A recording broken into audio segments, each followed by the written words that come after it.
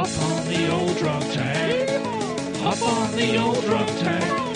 It's where all the gamers come to rave and rant. So hop on the old drunk tank. Sit back, relax, cause it's time for the drunk tank. I feel like I'm back in Alabama. I feel like there should be small cartoon animals clapping along with that. That was my favorite one yet. That was a good one. I liked it. I don't know. I think every week we say it's our favorite one. That's different. No, not every week. Oh, no, not you. Yeah, that's right. Do you know, I've lived in Texas for most of my life, and I've never yelled yeehaw. That's a fucking blast. That's the first time you've ever said yeehaw in your life. Just yelled it like that? That's fun. Now I know why people do it. Tomorrow you're going to come into work with a cowboy hat and spurs on. I finally understand Yosemite Sam. He was just hungry. He just wants to eat a rabbit. I get Nothing the wrong with that. interaction. Did you ever see the explanation of why Wile E. Coyote is chasing Roadrunner? Did you ever see that cartoon? No. And he went... Oh, yeah, he goes through the dialogue showing like all the different cuts of meat on the Roadrunner. Right. Yeah, I've seen that. And how each part of the Roadrunner is delectable and tastes different. Like there's a banana pudding section, and there's a filet mignon section. And of course the Roadrunner is so tiny that they're all just like tiny little slivers. Hey, let's finish this up and go to lunch. Yeah. I'm pretty hungry now. I think Where can we get some Roadrunner? Do they have Roadrunner at Cafe 616? We'll see. I think Yeah, that was the point at which I really started to switch and wanted Wile E. Coyote to catch the Roadrunner after I saw that cartoon. Between that and seeing cartoon steaks all the time. You know, I saw the infographic. It's like a metaphor for today's media. Once you see the pretty graphic, you're like, that makes sense. He's making really good points. I think he should eat the Roadrunner. This is why we love USA Today, right? Infographics. Exactly. The Roadrunner needs to take one for the team. The hungry team.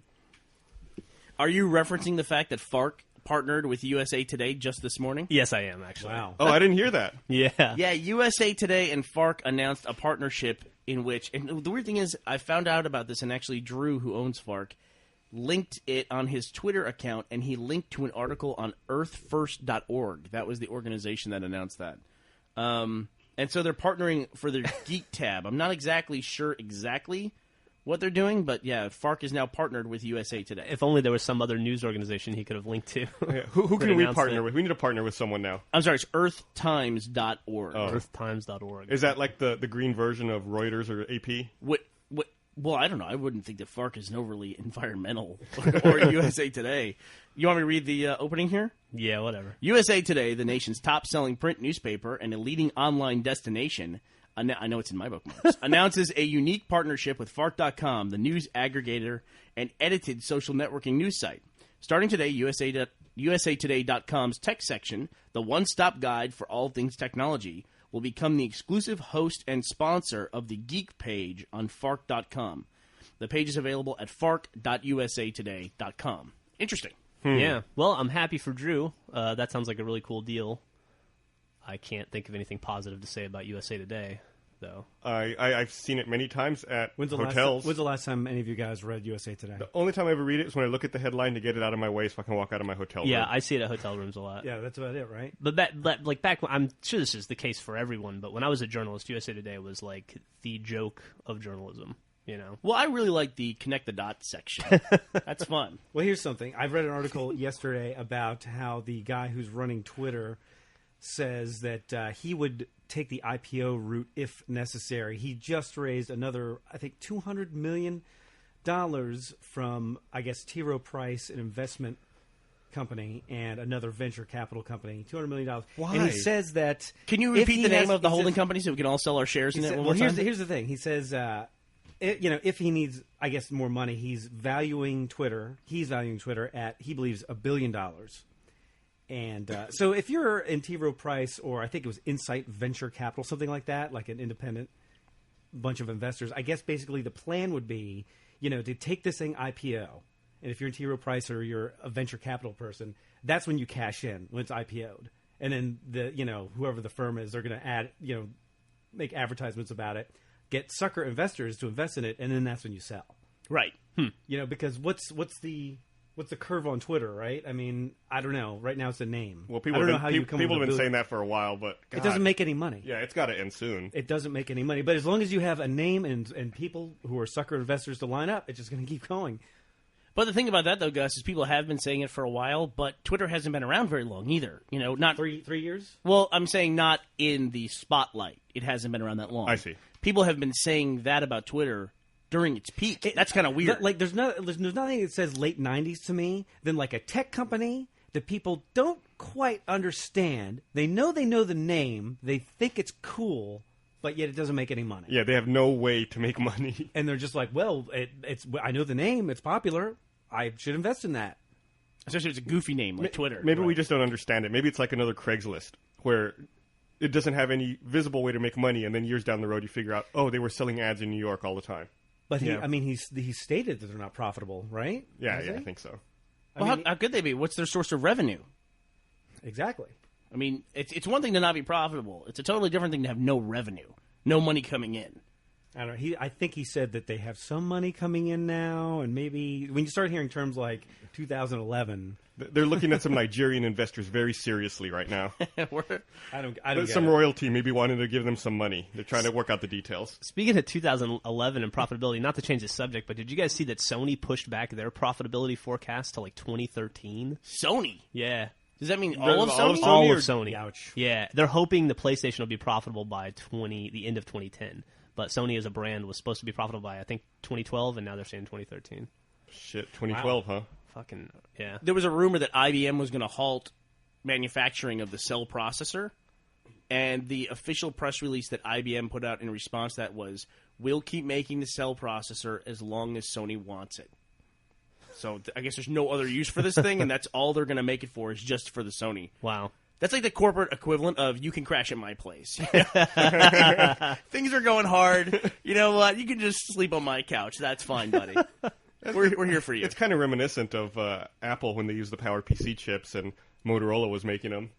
It was like, yeah, we'll make a few every now and then whenever you need them. Do you guys want to talk about that the patent for the podcast? You guys want to talk that we got contacted because I want to hear Joel explain it. No, go ahead, Joel. You brought it up. Yeah. Apparently there's these aliens. There's a company called Volo Media, and we're getting all this secondhand because somebody contacted us. But Volo Media apparently has a patent and has been awarded a patent on podcasting where there's very specific language in it, something along the lines of it allows people to get a subscription and download regular content based on their subscription to that show. Right. And that would essentially be podcasting. I think they said periodic content. Periodic, regular content, whatever. Episodic content, I think was in there as well, perhaps. So this company now could then kind of get a stranglehold on the whole podcasting economy. Oh, no. Watch out. But it is a pretty far-reaching patent, and it's one of those really scary, broad patents. And somebody contacted us because the EFF, which is the Electronic Foundation Frontier Foundation, Gus, what is it? The EFF. Electronic Frontier Foundation. Thank you very much. Apparently, they're looking for someone who was doing this kind of thing before they filed and were awarded their patent, which was sometime in September of 2003. And we've been contacted by some people because we started Red vs. Blue April 1st, 2003, in which we had a subscription model. Yep. Unlike a lot of sites, which we go back to Twitter. Why doesn't Twitter offer pro accounts? Why don't they just do that? It's easy. Just people love Twitter so much. You put a little bird by their name, Give them an extra 5 characters. God damn it, you beat me to it. It's got to be the pattern where it's just like we're going to suck up as many users as we possibly can until we have to throw that down, and then because that's when you got to start losing people, right? Right. I guess so. I don't know how you can go into business and do that. Like, how do you just set up that this is what I'm going to do with my life? I'm going to start a business that doesn't really have a value just so I can sell it to somebody in like some kind of weird gotcha moment and, haha, I'm out. See ya.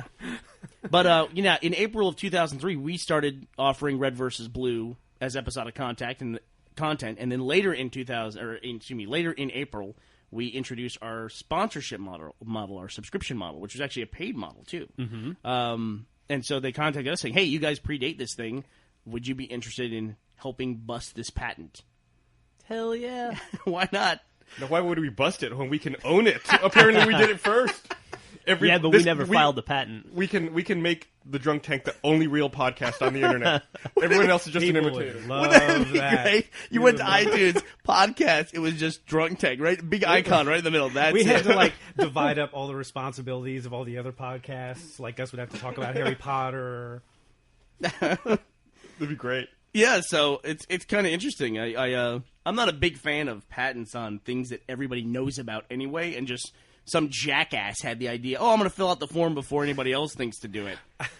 I don't know. What? I don't know. I'm sure you would feel different about it if you were the jackass who sort of came up with some sort of Well, technology. Why wait till the end of 2009 to bring it up? It's too broad. Well, is the problem. maybe this particular jackass is wrong. Listen, but this isn't some dude sitting in a lab who came up with this idea of delivering episodic content automatically through the internet. I mean, what the fuck? Everybody knows about that. I mean, It's so dumb it doesn't need it. Like, I patented breathing. Fuck it, you all can't breathe. You owe me money. exactly right. No. I'm going to patent holding my breath for 13 seconds. So anybody who does owes me 15 cents. You know? I mean, it's not like, trust me, we talk a lot about piracy. In fact, we caught a lot of shit last week about that we're apparently not PC gamers, that people think that we don't like PC gaming. I love PC gaming. I think we've talked about PC gaming more than anything else with the fucking World of Warcraft discussions that Gus always has. And the fact that we're all going to play Old Republic the second it comes out. Yep. I think people confused our hatred of people who whine about irrelevant shit on the internet with PC gaming somehow when we were talking about Modern Warfare 2. Anyway, I'm lost in my own train of thought here. What were we talking about just before this that led to PC gaming? We're talking about patents. Oh, no. I I was think- going to say, clearly we like intellectual property. We vocally say how much we don't like piracy. I see the value of patents and allowing people to make money from if their they're intellectual legitimate, property. if they're legitimate. Yeah, but this is not. I mean, Right. this is some guy like, this is something everybody's thinking of. Nobody. I like all the side businesses that spring up where it's like if something becomes popular, it's like, well, maybe how can we just get Apple to settle? Yeah, How can we just get Apple to settle? Yeah. that's They exactly have right. lots of money. It's like that. Aren't Nokia and Apple in suing each other right now over some mobile technologies? I don't know. I think they're Nokia sued Apple, Apple countersued. It's this whole thing going on now. TiVo's making a lot of money suing people at this point. And that I mean, you could kind of make the argument that they have the ability to do that, but digitally recording video, I mean, once again, is that really that novel of a concept? People were doing that. I was doing that in 1998 when I was making movies. I think the thing they were doing though was the whole scheduling thing and having it integrated with programming, so you don't have to. It's not a manual process. Right. You know you've arrived as a company when you're getting sued by people. This is just how it is. No. I don't say know. that. No. I don't ever want us to arrive as a company. Not entertainment companies, for the love of God. Good Lord. What's wrong with you, Joel? Jesus. I don't know. Hey, did you hear that jailbroken iPhones got worms again? They got viruses. In Scandinavia, right? Yep.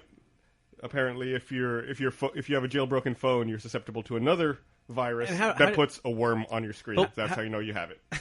How do you feel about that? Well, we talked about it once before, where I guess that Dutch hacker was doing this, and he was hacking people's phones. He would lock them out of their phone and tell them if they sent him €5 that he would unlock their phone. Oh my God! what I a love it. bastard. I love it. I personally, if you jailbreak your phone, fuck you. Like we're talking about piracy. You're obviously doing this to, circumvent DRM and steal stuff, so you get what you deserve. In fact, I hope Apple's doing this. I hope Apple's writing these viruses. Really? Yeah, sure. Why not? I mean, I don't care about that kind of thing. I mean, that's their. If they're using it to get like, I know someone who has a jailbroken phone, and the reason she has a jailbroken phone, she says she can download all the apps on the App Store for free. Oh. there you go. Mm-hmm. That's. I mean, if you think about that, I don't know that person, do I? Maybe. At that point, you're not just taking from Apple and AT&T. I mean, the people who make the apps for the store tend to be single programmers working in a bedroom somewhere, Yeah, like the fucking... making the world's worst fucking programs of all time. How many apps does this girl have on her phone? Oh, I don't know. I haven't looked. Give her the worm. It's a buck. That's a nice out of context. Just give her the worm, dude. That'll solve any problem with some. But yeah, I love it. Speaking of apps, Foursquare. Hey, yeah. Do you like that? I'm in love with it. Yeah, Jeff and I have been looking at Foursquare as an alternative to Twitter. It's like an active version of Twitter, essentially. What's that? I don't know. I didn't even know what that is. Foursquare is a social networking media community bot thing that you go and download an app for your iPhone. And Jeff, why don't you describe what happens from there? Well, you download an app from your iPhone. Okay. No, you download this app, and then you turn it on, and it says, hey, do you want to find all your friends using Foursquare? And you say, absolutely. So then I have like Bernie and Griffin, and I think Nathan's using Foursquare as well. And then what you do is when you go to a location, like say we're going to go downstairs to the Hideout to get some coffee, you go to Foursquare and check in and say, hey, I'm at the Hideout. and it lets all of your friends know Bernie's at the Hideout getting coffee. And then it keeps a record of how often you go to places. And if you go to that place more than anybody else, you can become the mayor of the Hideout.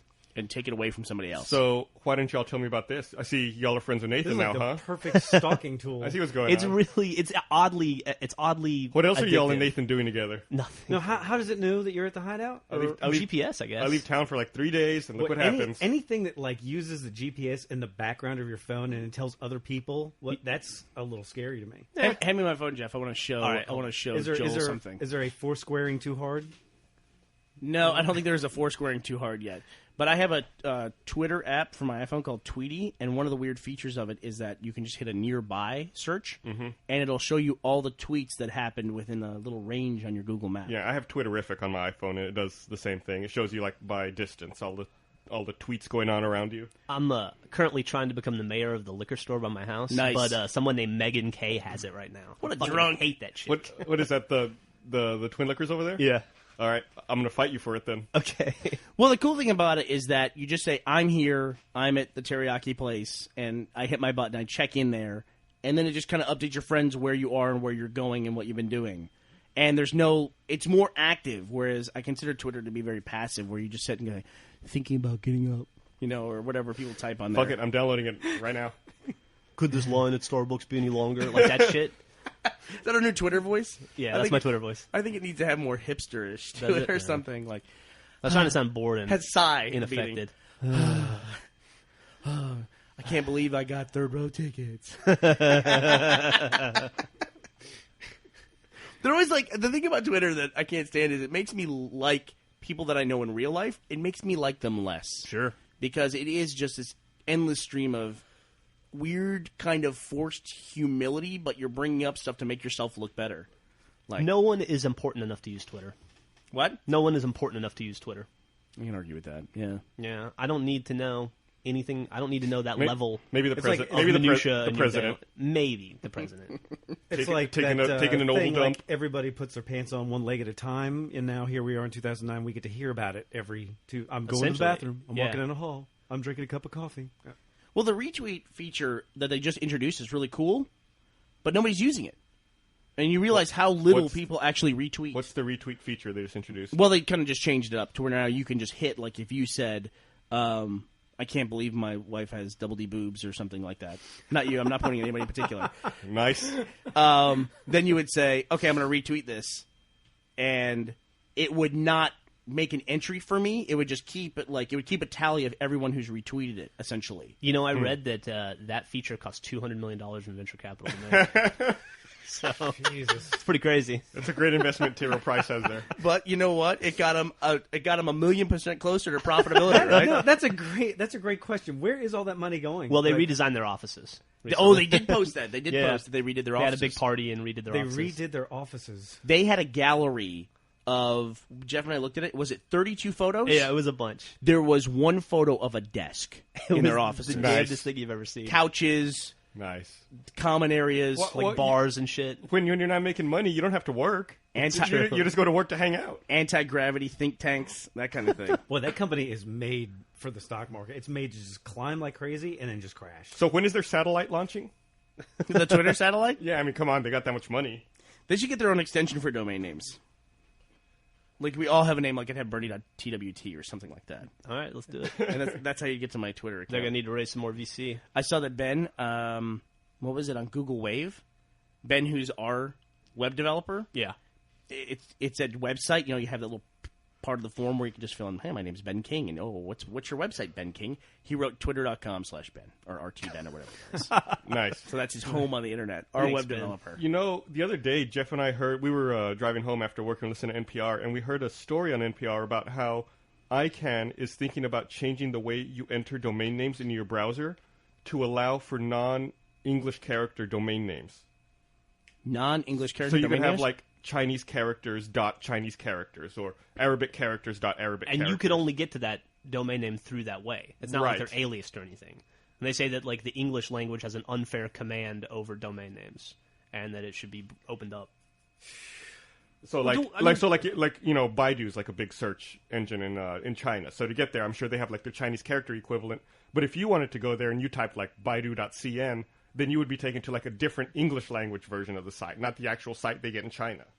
Also, interestingly, on that trip home, Gus, you and I have never talked about this, but we were stuck at a light, and you and I looked over to the left, and we saw a homeless guy drink a bottle of ketchup. That's true. Drink an entire, like he had a big thing of Heinz ketchup with a squeeze bottle, and he just sat down, he picked it up and was like, squeeze. It's like a baby bottle. He got... In Austin, I'm hoping it was ketchup. Dude, I don't care. Whatever it was a big red bottle of ketchup. It's even grosser if it wasn't ketchup. You don't know. Maybe he had a mouthful of fries, Bernie it was crazy. Bernie just showed me this Foursquare. I got to say, This isn't Foursquare. This is the nearby feature of Twitter. See, I don't even know. All I know is it seems to me... How is Twitter or something else not immediately replaced by a program that has GPS tied into it? Well, it does. People's phones have it, and they, the deal is Twitter's also used probably a lot on computers, and computers don't have GPS. Maybe yours doesn't, but soon they will. Because in other words, what I'm saying is, I don't know how GPS isn't tied into everything. Well, we're inside, so GPS wouldn't work here. What do you mean? GPS doesn't work here. When you're in here, your iPhone uses cellular. Tower approximation. I get that, but I mean, if your computer's in a fixed location, well, Joel's saying GPS is going to be everywhere. I'm saying this is never going to be here. But it has the same functionality, or no? It sounds like a dumb statement to say GPS is going to be everywhere. It just sounds like a dumb thing to say. I don't know really. Why. Say a lot of dumb things. Dude, KDK in Austin. I don't know how it's not incorporated. How it's not going to be incorporated into everything. I was using my iPhone when I was in North Carolina, and I had no cell phone coverage, but I could get my little blue dot to come up because I could apparently reach the satellites. Yeah. So I was wondering, is there an easy way to pull the latitude and longitude information off of your iPhone GPS? I'm still not convinced that it was actually connected, though. I had a little blue dot. Yeah, but maybe that blue dot just loads on a blank screen. It was on a blank screen because I couldn't load the map data. Yeah, but maybe we should test that further. Like, we should turn off the radio on the phone and then load Google Maps and see what it does. Does it still have a blue dot? I don't know. That's a really good question. You should do that. How does that work exactly? Is there like a little GPS device in here? I believe so. That seems weird. GPS seems weird. Okay, you say it can't come in here, but how does it get through the phone? How does it get through my pocket? How does it get through the roof of my car? Is it coming through the windows because the satellites are at angles? Yeah, they're looking at on you. the horizon. No, I'm asking you a question. I think so. They come through the windows and angles. My cat has GPS. Well, GPS is going to be everywhere.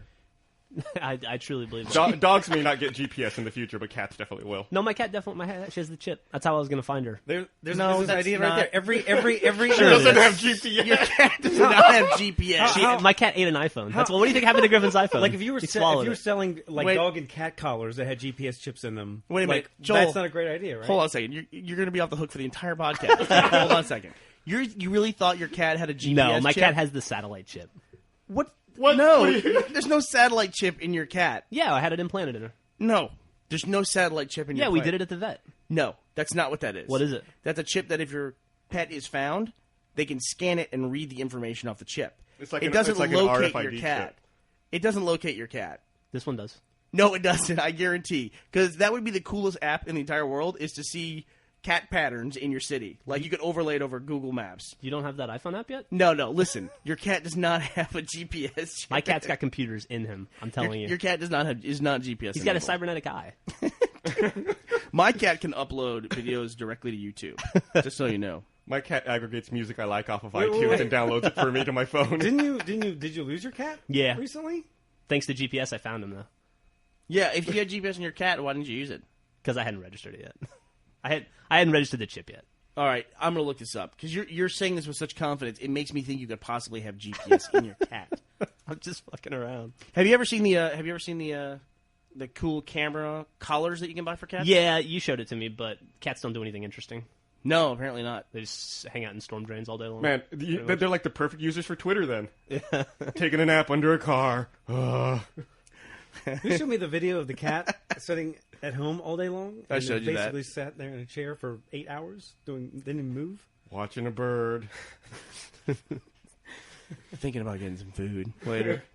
There was a video Joel's talking about is some guy set up a video camera to record what happens in his house when he goes to work, and he wants to see what his two cats do all day long. They literally did nothing all day. It was two cats, and they sat in the exact same spot, and he time-lapsed 8 hours or 10 hours over the course of like a minute and a half. They just sat there the entire day doing nothing. Nice. You know, Joe was doing that. Joe was just kind of sitting on those stairs doing nothing. He'd also sit back here on the couch every now and then to mix it up. You notice I had to remove all the couch covers. I did notice that. Yeah. We're replacing the couch covers on our couch so we can get rid of all the cat dander. Dander. That sounds like such a dirty word. Do you think so? Dander. Ugh, sounds gross. That doesn't seem gross to me at all. I don't like it. You ever heard the expression, got my dander up? That sounds Yeah. kind of creepy, right? I guess. I've never heard that. I call it my penis. Jesus. See, that sounds dirty to me. Yeah, now it's dirty. Hey, did you hear You know, that? Jeff's has a GPS chip in it. My penis? Yeah. It's boner PS. Did you hear about? You remember a couple weeks ago, right before Modern Warfare 2 came out, Xbox Live banned a whole bunch of people who were playing the game illegally and had pirated it. Yeah. Did you hear that they are now mulling a class action lawsuit against Microsoft? No, they're not. Yeah, they are. Interesting. I guess a law firm is asking for people who got banned to contact them so they can figure out if they have a class action lawsuit on their hands. This is why I like lawyers. They're always fighting for injustice. What the fuck? Dude. Intellectual property law firm Abington IP, I guess is who's trying to organize it. I would love to see their side of the argument. Yeah. I mean, what is their side of the argument? Who knows? Well, I don't think most people realize that when you sign up, that big long list of user agreements that you never read and the end user license agreements, that's an actual contract. Yeah, they're saying they acknowledge that the bans were a method to combat the legitimate concern of piracy. The firm claims Microsoft could have and should have tailored its punishment more narrowly. No. I mean, More narrowly? what the problem is they're going to have to find the guys who were shut off that shouldn't have been shut off. And I think everything that Microsoft has said, that they take a very wide sampling and then they always scale it back. Well, here, they're clarifying a little further here. The firm criticized Microsoft for removing functionality not associated with piracy, like Netflix video streaming. So what? I know. It's all bundled in. I just don't get it. It's really weird in this culture when we have people who say Microsoft isn't playing fair when they don't expect to be able to play fair either. You know what I mean? They want to not play fair, but they want the person on the other side to play fair. It's like, yeah, I was pirating games, but you guys shut off my Netflix. I wasn't even pirating that. I was only pirating your stuff. Oh, I'd be careful. These guys have offices in Tulsa, Wichita, and Dallas. Really? They're huge. We're going to come to find out they're representing us in a patent lawsuit or something like that. They list Tulsa first as their first office. Jesus. We're not. Hey, if we agree to do this thing and help these people with this damn patent thing, we're not going to go to fucking court and shit, are we? I hope not. I don't even own a suit. Man. I got my dress hoodie dirty. It's got oil stains on it. Maybe we should just sell our company to that people who want the patent. That would be a faster course of action. How come we I can't bet we find can the make some money on investors that. for the investor Twitters? Why don't...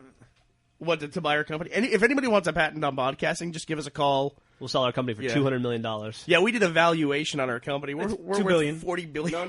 No. If Twitter's worth $1 billion, we got to be worth at least like 700 million, 800 million. Well, don't forget, we now get to include podcasting. So. Oh shit, yeah. That's a pretty big chunk right there. Right. Yeah, I'd go for. How much is Facebook worth? Like $3 billion? So we're worth like $5 billion then. At least. I'm pretty sure we own half of Pixar. Isn't that the way this works out? I'm pretty sure. Hey, how come no one's playing Left 4 Dead 2? I'm not playing anything at all. Why? I'm just really busy because we're about to purchase a building that we're going to move into, and Potentially. I mean, we're going to do something, and the one we're looking at just is eating up a lot of time with me because there's issues with the building. So that's why I'm not playing. The building has been used as a restroom for homeless people for the past 6 months, essentially. Well, yeah, this is a building that needs a lot of work, and let's just put it this way. The city of Austin agrees with that assessment. And once the city of Austin, especially the code department, gets involved, then it's just want to make sure we're making the right decision by choosing this particular building. And we are. If you've played Fallout, then you know what the building looks like. Actually, touring that building is a lot like playing Left 4 Dead 2. It really is. It is. It's. God, I don't know how to begin to describe this building. I've been playing a lot of Left 4 Dead 2, Joel, to answer your original question. You're the only one. Yeah, it's a little disappointing. I look at my friends list and I see 1 or 2 people playing I've with got me. like 300 points in it. What are you guys talking about? Yeah, so do I. But I only play it at work for videos. It seems like it's definitely harder than the first one. I can't play video games at home anymore. I can't play new games at home anymore because if I'm playing a new release, I have to be capturing. Otherwise, I can miss an achievement video. So instead, I play stuff like Fable 2 at home, which is what I've been playing. You know what Joel said, though, is there's a lot of complaints about Left 4 Dead 2 being much harder than Left 4 Dead. serious complaints that the game is not enjoyable because it's so difficult. Joystick ripped it apart. Yep. I think pretty hard. It's harder. I haven't had too much more of a difficult time. I just feel like some things are maybe a little more confusing now. Dark Carnival is harder specifically. That last bridge on the last level, I can't remember, but that last bridge where there's one tank on the bridge, and then there's a second tank by the helicopter. I've played it on normal. I still cannot get on that effing helicopter. You should watch my video. I show you how to do it in 2 minutes. Yeah. On normal. With Andrew Panton. Yeah, well, with two people, though. Just me and Andrew Panton. And one of those people being Andrew Panton. On normal by myself, I think I got through that the first try. Just kill the two survivors, or kill the other survivors so they can't slow you down, and just run on the left side. Ignore the tanks. No, just I've done run, it. run. I've run on the left side. The thing is that I get into the helicopter, and the tank also gets into the helicopter, and then kills me inside. I've never had that problem. I've done it on easy and normal. With Andrew Panton. With Andrew Panton, but I mean, we're not shooting Does or Andrew anything. Panton It's like saying kill I the stopped a tanks? bank robbery with Superman. No, but There was nothing. Is if he you just- watch the video, we're not shooting or anything. We're just running. I don't know if I shot a single Just zombie. tell him to put the money back. You watch the video. You'll get some I'll awesome watch the tips and video. tricks. I'll watch the video. Dude, just say no and then melt their guns. Duh, heat vision. No, I find Dark Carnival to be really hard. The other campaigns I didn't think were too bad, but Dark Carnival's fucking. They kind of take the fun out of it. Even the mall, where you have to load the gas cans into the car, I really struggle with that. There's too. one level I felt was too long in the mall. It's the one where we have to turn off the alarm when it's going off. I felt like that level stretched on for a long time. Yeah, I don't know. Sometimes the developers are like, we're just going to make it impossible, and that equals better. I mean, don't get me wrong. I'm having a blast with the game. I'm having a lot of fun, but It is a lot of fun. Very picky. I do feel overwhelmed by equipment choices, though. Yeah, and I felt weapon upgrades weren't as clear. Like before, you had like a small rifle, then a bigger, more powerful rifle. Now you have like that submachine gun, and then like an AK-47 or an M16. Like there's a few other choices. Yeah, there's like 4 shotguns. And when I first started playing, I didn't know which was better or what the differences were. Before it was just like good, better, good, better. It was very clear cut. It's just a learning curve, Yeah. It's the apocalypse, man. What do you want? Not everything's going to be clear cut when that happens. You got to be ready to make tough choices. I've still never seen the goddamn cricket stick. Have you? Yeah. I've got I that. saw it once. I've never gotten it. I've got that achievement for all the melee kills. That's the one I need. Where's the cricket? I found it a lot at the mall level, actually. Really? Yeah. I will say that there's some stuff in there that's really cool, like hard rain, when you have to, like when the weather gets worse Absolutely. depending on how well you're doing. Yeah. And you go to a point and then The come weather back. is dependent upon how well you're doing that? Yeah, supposedly. That's what I heard. Supposedly, like, the better you do, the worse the rain is, to make it harder, Oh. to scale the difficulty for you. Wow, I've only played that level once, but yeah, you're absolutely right. That rain is fantastic. It's a ton of fun. Especially Yeah. at the end where you're... God, now I'm scared. Are we giving up spoilers? But No, on fuck the it. end, of the beginning, where it just turns into just a tsunami. I mean, it's Yeah. just great. I love some of the things they did in that game, though. Like, that whole level where you have to go, to a point and then come back. Yeah. So you play through everything backwards and you have to remember where you were. And you really do have to remember where you were, because coming back, it's confusing as shit. Yeah, and it's funny because I only played it once, didn't know, and it was like, hey, there's 8 health kits in this room. Let's use them all. And it makes it kind of difficult on the way back when there's no health kits. Also, dead center at the very beginning when you're going down the building and you got to run through all the fire and Yeah. stuff. That was super cool. I don't know if you've had this dialogue pop up yet, but one time, Ellis is always talking about his friend Keith. One time, Ellis starts talking to the group and says, "Did I ever tell you about the time me and my friend Keith escaped off of a burning building filled with zombies?" Like, oh, wait, that was you guys. Man, I can't wait to tell Keith about that one. Dude, those speeches, every single speech that Ellis has is awesome. I'm actually trying to make a video right now of like Ellis's greatest hits. It's fantastic. It's fantastic. He's got a lot of really funny stuff. So now that you've played Left 4 Dead 2 and you've played Modern Combat 2, which one? There's definitely more replay value in Left 4 Dead 2. Really? I think Yeah. so. But you never play multiplayer on Call of Duty ever. I've played it once or twice. I played several hours of Modern Warfare 2 before Left 4 Dead 2 came out. Which I probably played like 6 hours online. the problem. It's all right, but I prefer Left 4 Dead 2. And it's the same. It's like the exact same Yeah, it's pretty thing. similar. Yeah. Left 4 Dead 2 is great in that you're forced to play as a team. Yeah. With other players, and you don't get that experience in a lot of other FPSs for sure. And I don't feel that way when I play Modern Warfare, or even like when I play Halo. Really, I feel that way in ODST. But I like that experience. I you know? agree with you 100%. Yeah, and plus there's it's no finally a game where it's like you've got to work together as Yeah. a team. If you don't, there's consequences almost immediately. Yeah, I don't really work well in teams. No, you don't. You yell well. You're good at in the yelling teams. part. You're good at letting us know. The Everyone, second, stop the, what you're doing! the I am millisecond- tackled! down. I am tackled! How come you didn't respond in 2 the nanoseconds? millisecond a hunter My is God. on Bernie. Your headset is like screaming at you. Never have you like? Can you grasp how like a person is coming from only their own perspective when you play that game? Yep. You know what? It's an apocalypse. All that matters is that I survive. That doesn't matter. Everything else, that's it. Who cares? Hey, let me ask you this, Joel. You've played Modern Warfare 2 now? Yes. What did you think of the story? Yeah, it had some cool turns into it. It's funny because last time we talked, it was just right before that crazy turn at the end, Yeah. which I liked. But the one thing about it is that it has, the gameplay's so gritty and awesome, and then they have a story which is a little bit ridiculous, Yeah. and a little confusing, and I'm not sure where they're going with it. Yeah, I agree. And I don't like the setup for the next game. Yeah, I thought Jeff's reaction to the big plot twist where the general turns out to be the bad guy was the best reaction, because Jeff's like, Jeff says, I was in the military. I know a general will never be on that plane out on the battlefield like that. The second I saw him, bad guy. Yeah, that's the first thing I thought. Like when he gets off that plane to hold your hand after you go through the house level where you have to defend the house against the Russians, and like the general comes out and he goes, "Good job," and I was like, I'm about to get fucking capped. There is no way a general is going to be on a fucking helicopter in the middle of Russia. He would be in the Pentagon, 17 feet of concrete above him. This just doesn't happen. It's fucking bullshit. There'd be some perennial light colonel who is an awesome dude who spends his entire life in the field who can never get promoted because he's in the field constantly. There's no way. No way. No way. I'm just coming from like a story point of view, and it's just like how are they gonna pay this off at the end? I don't know.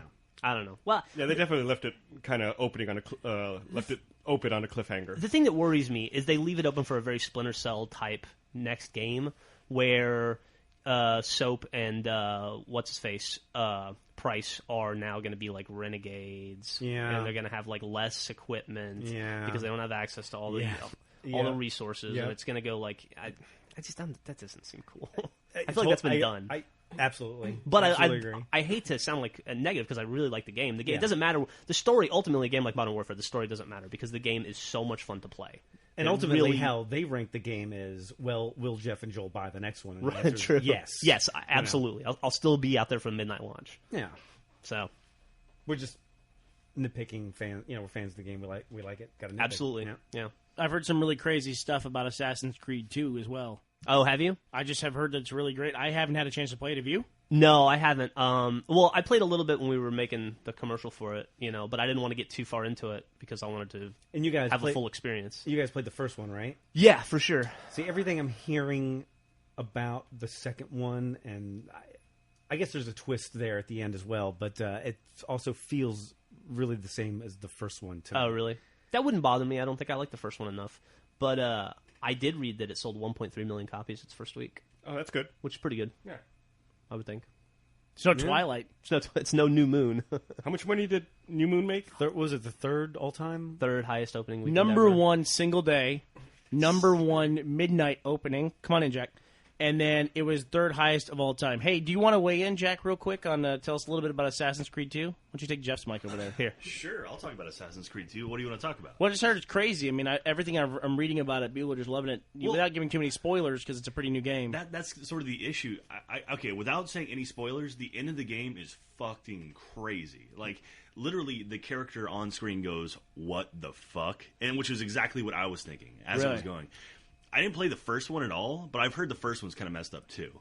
But the story in this one, it's really good, actually. I really dug it. Yeah? Does it make you want to go back and play the first one so you have a frame of reference? Kind of, yes. But I've heard the first one gets real repetitive. I'm not sure how true that is, but yeah. Assassin's Creed 1 is what Modern Warfare 2 is. It's the same sort of thing where so many stories is like, hi, I'm the guy who's going to teach you and show you, and I'm going to be your, I'm going to show you and blah, blah, blah. And at the end, guess what? I'm your enemy. So you just spoiled the first game for me. Yeah. And the first Batman movie, too. Sorry he spoiled the 2-year-old game for you. That sucks. I hope you learn how to cope, Jack. Oh, thank you. Well, no, but the thing about Assassin's Creed, goddamn, I don't want to All spoil right, get out of here. anything, so Yeah, it don't kinda spoil it. hurts Get to out talk of here. about it. So All you right. say thumbs up, definitely. Thumbs up, definitely check it out. It's a great it's a great single player game, which you don't get a whole lot of lately. So they updated the zombie outbreak simulator. Did you guys see that? No. No, the one we linked a couple weeks back. Yeah, I think we linked that one, the old one with just the green dots and the Yeah, purple that squares. Now they did it with Google Maps, to where you can go around like a Google map of a city and see the zombie outbreak taking place. Nice. And you can change the starting factors, like how many zombies you start with. What you're saying is in the future, zombies will have GPS. What I'm actually saying is that GPS is going to be everywhere, and There's no application where GPS isn't practical. Zombies. The GPS company, GPS Incorporated, should come up with that as their slogan, Joel. GPS. Are you heavily invested in GPS, Joel? Do you have a secret agenda here? It's true. It's like the knife that I use to stab everyone in this room will have a GPS. That way you'll know where you are. GPS. It's going to be everywhere. The ambulance can get to you quicker. Hey, you can modify on the new zombie outbreak simulator. You can modify your starting settings. You can have number of civilians, what percentage of those civilians are armed. We'll have to jump that up for living in Texas. Civilian accuracy, number of zombies as you start with, which direction the zombies are moving. Oh, you can set zombie speed, and your 3 choices are slow, normal. I would argue that normal is slow, and fast. Fuck very, fast. Very fast. They have a very fast setting. Give me a break. Hey, speaking of zombies, I just read this morning that there is a new startup that's making a zombie MMO for consoles. That sounds incredibly awesome. Yeah. That is an MMO that I will play. Yeah, and it's for consoles, too, which makes it even better. How does that happen? How does that work, though? Like, is it zombies versus survivors, and if a zombie kills a survivor, does that person become a zombie of I don't equivalent know. level? It might just be player versus environment. Yeah. I'm still not sure why it's like Grand Theft Auto doesn't just take that huge asset, that huge map, and just turn it into like a giant zombie zone where you can have just a couple players jump in there and have it be a giant zombie city. How hard would that be? Yeah, I don't know. I don't make Grand Theft Auto. It's hard for me to say how hard that would be. I don't know. That'd be cool. I don't know. You know what I heard about zombies? They're going to be everywhere. It's almost going to be I fucking hope disappointing. not. This computer's gonna have a zombie in 5 years. Just watch. Only if you jailbreak it, though. Hey, did you hear that? That Boeing's testing some new like laser defense systems on airplanes. Fuck.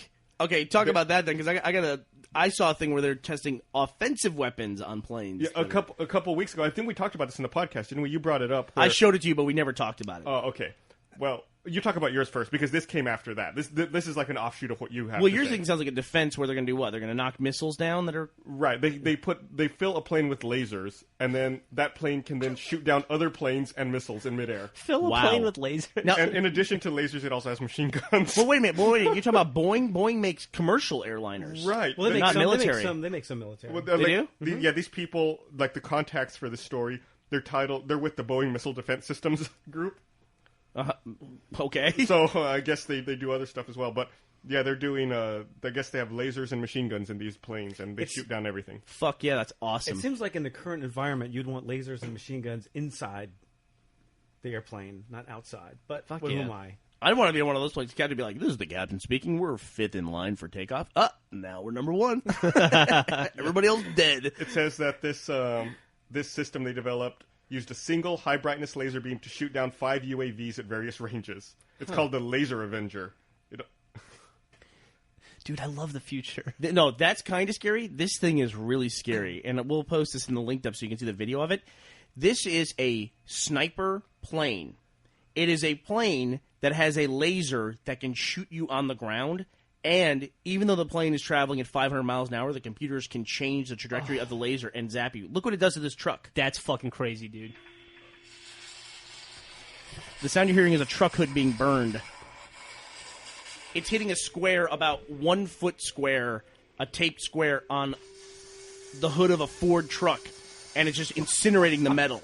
So imagine that's a person And that's going 500 miles an hour while it's doing it? Yeah. That's not cool. from an altitude of like 40,000 feet. Dude, all I talk can about think- talk all about I- assassinations. All I can think is when we're playing Call of Duty 7, we're going to totally get to use that. It's going to be awesome. Fuck, dude, that's scary. They should put that on boats. Right? Am I the only one? Because the pirates, dude. Oh yeah, that's a good call. Fucking, why don't we defend up our boats so people stop getting fucking hijacked? Well, I don't think. I mean, you don't have to specifically say put it on boats. I mean, I think they should just bundle it with GPS and it'll end up everywhere. I knew it. I was counting down. I was going 5. Your iPhone. 4. I hear the iPhone 4GS will have that. Hey, what do you guys This has nothing to do with lasers, but what do you guys want to eat for lunch today? See a Twitter. I'm getting burned by a laser. This sucks. Here are my coordinates. There was a zombie here too. Oh, look on Foursquare. Jeff just checked in at the morgue. I want to do like performance art with Foursquare. I just want to like check into strip clubs and graveyards. That's all I do all day long. I'm going to become the mayor of my toilet. Did you see that bomb-proof wallpaper stuff the other day? Yeah, I did. I don't know if I showed that to everyone, but someone developed like this single sheet of wallpaper that you can put on walls that makes them explosion-proof, essentially, to where like they can withstand a wrecking ball or like projectiles. Yeah, it was just pretty like crazy. A single sheet of like super thin Kevlar. I still think it's horseshit. They showed the demonstration. Yeah, listen. You could have a wall. It's so paper. It has to be fastened to something. If the building falls down, the wallpaper is not going to keep the structural integrity of the building. Yeah, but it'll protect the rest of the building. Like, yeah, maybe that wall will fall. But You only think it's a lot that better. what happens when you're in the building when it's getting hit by?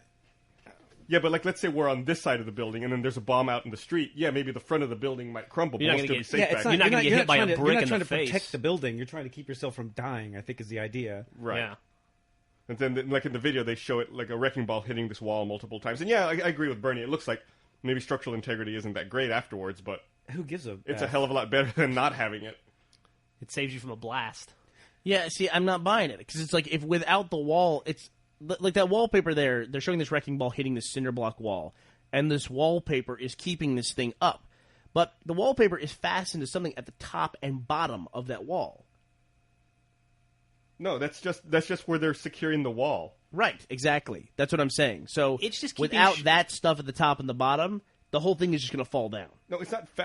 The stuff that you see at the top and the bottom is what's holding the wall there. The wallpaper is like adhesive and sticking to the wall. That's the point I'm making. Is that if the building starts to fall down from the strength of this bomb, the wallpaper is not going to keep the whole building up. And what Nobody's worse- saying this nobody's wallpaper is saying that. saving the building from destruction. It's just keeping shit from flying at you so you can hop out a window.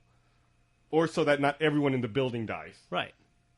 Yeah, It's maybe not maybe the people standing by that wall, maybe the building collapses on them, but the people standing a few feet away, they're still okay. Yeah, they're in a different building They that's go, collapsing. why God. did that wall just crumple? I gotta get the fuck out of here. Yeah. All right. Well, you don't ever have to use it. Or imagine if it was in a car. You know, for security reasons, you can make secure cars that are a lot lighter. I like that he believes that a plane flying 500 miles an hour can fucking shoot with pinpoint accuracy on the top of a car, but he has trouble with bomb-proof wallpaper. I just want to see the laser plane shoot the wallpaper wall. That's a great experiment. Let's do that. There you go. If the wallpaper had GPS, you can find it more easily. GPS, they're everywhere. Just they're gonna bury this too. I keep hearing it. Well, at least we found something to replace the gay jokes. The other day, actually yesterday, We've been saying old jokes lately. the doorbell rang and Brandon didn't go down and get it. I thought that was really weird. I was like, "Don't worry, Brandon, stay seated. I got it." Take a load off, and I went down and answered and got the UPS. And last night I realized that the reason he didn't go down the stairs and answer the door is that he had fucking surgery on his leg on Friday. Yeah, knee surgery. Yeah, I didn't realize it. At It was the pretty time. funny when you found that too, because you were so compassionate. At about 5:15 yesterday afternoon, you looked at Brendan and said, "What the fuck is wrong with you?" I love the idea that Gus gets to crack jokes about having to answer the door, too. It's like, oh, don't get up, Brandon. It's like, how about you don't get up, Gus? You haven't answered the door in a year and a half. Oh, since- you haven't answered the door the whole time we've been here. I work in the back room. Whatever. I mean, Gus is the guy who, after a vacation, takes a personal day to work shit out. I still have to answer the back door. You sit closer to that. Gus, what is that? Why, when you take a week-long personal vacation, do you need a day off from work after a vacation? I've never taken a day off So- after a vacation. Name one time. I don't want to. Name one time. I'm with Gus on this. Name one time. Usually after Gus I'm goes- asking for one instance. Name one time. anytime. I would say it's enough to where it's a trend. I've never taken a vacation, then an extra personal day. I've gone on work trips like Comic-Con and then taken a personal day afterwards. And then you have a day where you have to work stuff out. Yeah, Like after- that I'll admit to, because that's a work trip. But after a vacation, that's bullshit. I've never done that. I can say, like the time you went to Miami, you did that. I never went to Miami. I went to Miami. Jeff, I'm just kidding. I'm just kidding. I can see you getting mad, and I don't want you getting mad at No, me. because I've never done this. Jeff, do you want to back me up on this? I listen. Name one time. I'm still Jeff, asking. I'm totally with you because it's Listen. like we'll work a week And it's like, okay, we have to travel, and we have to leave on Thursday. Okay, so we jump on the plane with Thursday, and then we travel throughout the entire weekend, and we're working the whole weekend. And it's like, what? How come we're not back on Monday? It's Monday. Let me clarify something. When you work with your friends, this is the one detraction. It doesn't matter what you actually do or don't do. It just matters what everyone else's opinion of what you do or don't do is. It's all perception. I don't know how many times I've put up with you guys thinking, this is what Bernie does, and this is Bernie's thing, ha ha. And I have to put up with that. I've been putting up with that for 13 fucking years. That was his Gus voice, by the way.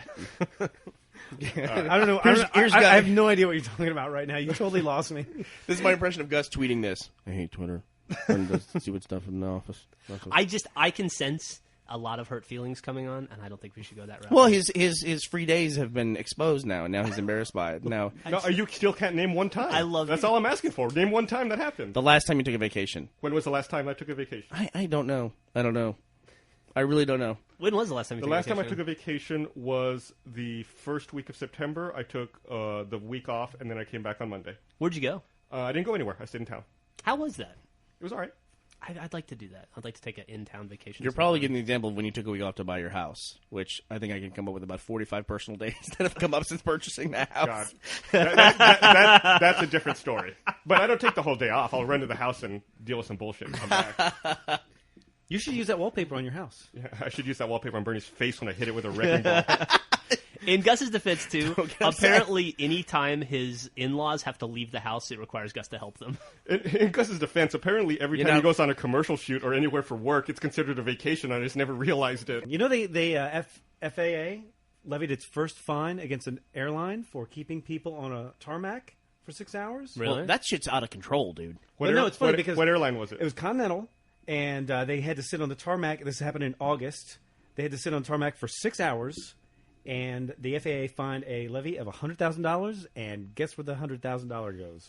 The FAA. Not to the people who were sitting in the plane. Of course not. Where did it go? If they keep me sitting on a plane for 6 hours, Bureaucracy. I don't really want any money. I just want to know that somebody's going to lose money at that point. I agree with that. Like, I'd be okay with jail time. I agree with that too. But If a fucker goes to jail for robbing you, he doesn't come to your house and work at your house. what is He what's goes to jail. $100,000 to Continental Airlines? What's $100,000 to Continental? It's nothing. I don't know. But I guess it's a start. That's like 1% of the value of Twitter, from what I heard.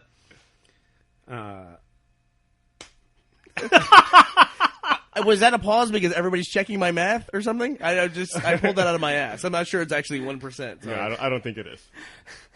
I think it's a tenth or 100th of a percent. I was hanging on Joel's every word. It's I was waiting to see what was next. Interesting stuff. I mean, there's if you've ever been stuck on a tarmac, what's the longest you've ever been stuck on a tarmac, Gus? I think I was once stuck for 4 hours in Kansas City. By the way, that counted as a vacation day for you. Just so you know. No, How can that's the personal day. That's the personal day. It's the sitting. Gus is so mad. I mad. totally agree with you. I totally agree with him. I remember in August I worked like 3 weeks straight because there was not a single day off. I was like, why is there no time off? 3 weeks in summer. Well, if you need a day, You asked me a question, and I gave you a specific example. How long were you you waited on a tarmac? 4 hours. I asked you, and you're like, all the time. The last one. The last trip. That's the last time I was on a tarmac. It's called logic. It's called example. Gus, this might surprise you. I have no idea when you've taken vacation. Apparently you do, because I always take personal days. I thought we took the phones out. Yeah, Jeff was supposed to take the phones out. Gus, answer the phone in your current state. Go ahead. What? Another thing that always happens with vacation days around here, since I'm throwing people under the bus, let's bring Jeff in. Jeff's favorite thing to do is walk around the office and tell you how long it's been since his last vacation. I don't do that. I do that too. I don't do I that. do that too, and it's been a goddamn long time. And all I ever tell people when they tell me that, they go, man, I haven't taken a vacation for a year and a half. It's like, well, what about the time you went to Miami 2 weeks ago? Before that, it's been 3 years. Now I'm pissed off. No, I agree that happens, but I'm not the one that does it. And the response to that is always, take a fucking vacation. Nobody gives a shit. Use your vacation days. Apparently, Bernie gives a shit. He's counting them every time Gus takes one. No, I see him. He's got a fucking I don't want to notebook. get on sides here. I don't want to. There's hurt feelings. True, God. So This true. fucking podcast is going down. Fuck it. take a vacation. Why not? No, apparently you don't take vacations, and you take vacations anyway. Just include your personal day, like when you get back on a Friday and then you have Saturday and Sunday and you need to take off Monday to take care of stuff. Just include that as part of your vacation. I haven't had a day I don't think off anyone since does that. since last Christmas. Take a vacation then. You're leaving tomorrow. I'm leaving tomorrow. You're doing the thing everybody's complaining about. I'm not complaining about it. We should do it more. We should complain more. Here's the bottom line: when you walk around talking about, oh, I haven't taken a vacation, or whatever, And we make that sound, too. We go, ugh. I can't make the sound that people make when they make it. It's like real life Twitter. The bottom line is, no one else cares. I mean, I'm not talking about you guys. I'm talking care. about if you work in a corporate environment, no one else is paying attention to the fact that you're not taking vacation. I agree with that. The bottom line is, just take your vacation. They only pay attention when you take the vacation. Right. I don't know about that. I think you pay attention. You have a notebook? I find the personal day... You make stuff up, though. I find the personal day after vacation to be funny. I find that funny. I find it funny because it doesn't exist. That's the funniest part. Jeff, Speaking of vacation, I think after this podcast, we should all take the rest of the day as a vacation. okay, let's remove Gus. It's going to be a long Let's lunch. remove Gus from the equation. Just Gus, okay? Just Gus. Does the personal day after vacation exist? It depends. What do you mean? Does it exist? The phenomenon I'm talking about where people take a personal day. Remove Gus. No, I'm removed. I'm not saying anything. Yes. It exists. Yes. So I'm not crazy. In my head, it exists. Okay. Yes. My perception is that it exists. And it could be you, too. It could be me. It could be me. I think it's Brandon, but it could be me. Well, Brandon's personal days are apparently to get surgery. Who the hell knew? Do we get a personal day after this podcast? Gus, I just want you to go have fun. I'm sorry I brought it up. I mean that. Yeah, go fuck yourself. I mean that. Stick a broom handle up your asshole. I mean Whoa, it. this isn't a New York State prison. Come on. Once again, why do we specifically say asshole again? It's enough to just say ass, guys. Kick your ass. Shove a asshole broomstick up your ass. We don't need to go all the way to asshole. Maybe we do. I'm going to fuck your duodenum. All right, I'm out. I'm done. I'm sorry I brought it up. I hope everyone takes a very long vacation. What a great way to kick off Thanksgiving, huh? Including your personal days. Hey, are you making jalapeno turkey this year, Bernie? Okay, that was a big debate that my wife was talking to me about. I don't have the stuff to make that anymore because my jalapeno turkey that I make was a deep-fried turkey. Yeah. Where I would fry it in like 5 gallons of peanut oil. You know what? Some of the best internet videos of the people trying to deep fry turkeys. Oh, yeah. And watching the But fires. it's worth the risk because when they pull it off, it's like It's pretty scary. I've Bernie's- never had one. Bernie's deep fried jalapeno turkey is honestly one of the best things I've ever eaten. Okay, because you said that, now Really, I will really go good. out and buy the stuff and make it. You don't. I don't want to push you out, but you it's should. like It sounds. and I don't want the deep blame fried, when you I knock think- it over on your leg and fucking burn Wow. yourself to death. It does fried- scare me. It is scary, but they're Have you ever had them, It sounds like the greatest thing I've ever heard in my life. dude? It's like so juicy Deep and crispy. fried jalapeno turkey. It's not what you think, though. It's not like it doesn't seem like a fried chicken. It's not like a huge fried chicken Yeah, it's sitting not on like Thanksgiving it's table. not like battered and. Yeah. There's a reason I've spent like 6 Thanksgivings at your house. That reason is the turkey. All right. All right, I'll do it. I'll do it. But look, if I'm going to do pressure. this, I'm going to need a personal day. So, are you going to Bernie's? Are you going to Bernie's for Thanksgiving? I am now. Okay, What I do will you- do it. What are you doing for Thanksgiving, guys? Bring some leftovers. Hosting my in-laws. Oh shit! Which ones? The only in-laws I have. Okay, not your secret Eskimo family in-laws. Okay. You've been playing too much Fable, too. I will bring... I actually used to bring, when we worked at the other company, and I was president of that company, I would bring Thanksgiving dinners to both those call centers for the guys who had to work on Thanksgiving. remember Do you think they still do that? No, probably not. I hope they do. They probably buy like a Luby's turkey or something. I bet. Yeah, we would load that place up with tons of food. Yeah. You know where you can buy a turkey from? I bet it's pretty good. It's Hoover's. They sell Thanksgiving turkeys, pre-made. You should look into that because you're addicted to that place. They also sell pies. You know, have you seen like when they sell pies at Thanksgiving at Hoover's? They're so popular. They don't sell them at Hoover's. They sell them at the parking lot across the street. Is that true? Really? Yeah. Really? Hoover's, by the way, is a local Austin restaurant. It's really polarizing. People love it or hate it. People hate it. We hated it at first. We I hated guess. it at first. I know a lot of I people. think we hated it because we hated the guy who introduced us to it. I had a bad first experience there. I had a bad first experience too, but I've been 2 or 3 times since with Gus, and it's been great every time. Although one time I ate there and I thought I was going to die. Of sickness? No, just of like grease and bad for you food. It's really like, what do they call that? It's Comfort heavy. food? Comfort food, Yeah. yeah. It's like, It's heavy. You know, we went down to Buda because while we're looking at buildings, one of the buildings drew us down to Buda, and we got to eat at Garcia's. Oh, you Nice. get Garcia's? Did you get Norteñas or chicken fried chicken? It was Garcia's is the one restaurant that was across the street from our office in Buda. There was Garcia's, and then there was this place called Two Mamas, which was two ladies who ran a restaurant together. It's now closed, but the best part about that place was you couldn't order anything. You just walked in, and whatever they were serving that day, that's what you ate. Yeah. Basically. But we went to Garcia's, Matt and I did, and we had our Garcia's chicken, which is awesome. But Garcia's chicken fried chicken topped with queso has got to be one of the best things. It's awesome. Ever. They had that and the Norteñas were both awesome. Dude, the Norteñas are like it's simultaneously the best and worst thing you can do to yourself. The weird thing is sometimes it's not spicy. Like sometimes you'll eat the whole plate and like, okay, none of that was spicy, and then the next plate you get every single bite is death. These are fajitas that are essentially made with, I think, 3 or 4 fresh jalapenos cut up and just mixed in there. Talk about assholes too. Jesus Christ, man. Seriously, Come on. dude. You shit fire for like 6 hours after that. You know, I have never had that phenomenon that people talk about. Oh my god. Never had that. Wow. You can feel You it haven't- happening as you eat. You haven't lived. Like it's traveling I down might be your some body. kind of superhero. Very, very, very, very specific superpowers. But yeah, so it's just like a jalapeno. We make those whenever we have barbecues. Yeah. We use Jeff's recipe, which I have completely now absorbed, where it's just a fresh jalapeno with cheese in it and then wrapped in bacon. Yep. And you just eat that like a And whole those jalapeno. are really hit or miss. I mean, like, you just don't know. Spice-wise. Spice-wise. Joel Sheesh. literally had to go to the bathroom and cry at my house one time. He had one of those. It was We all stood brutal. around and just watched him. It was the funniest And thing. everyone was like, no, it's fine, see? And then they take a bite out of it, and you could clearly just see the You were twitching whimpering. eyes. It was bad. It was bad. It was funny.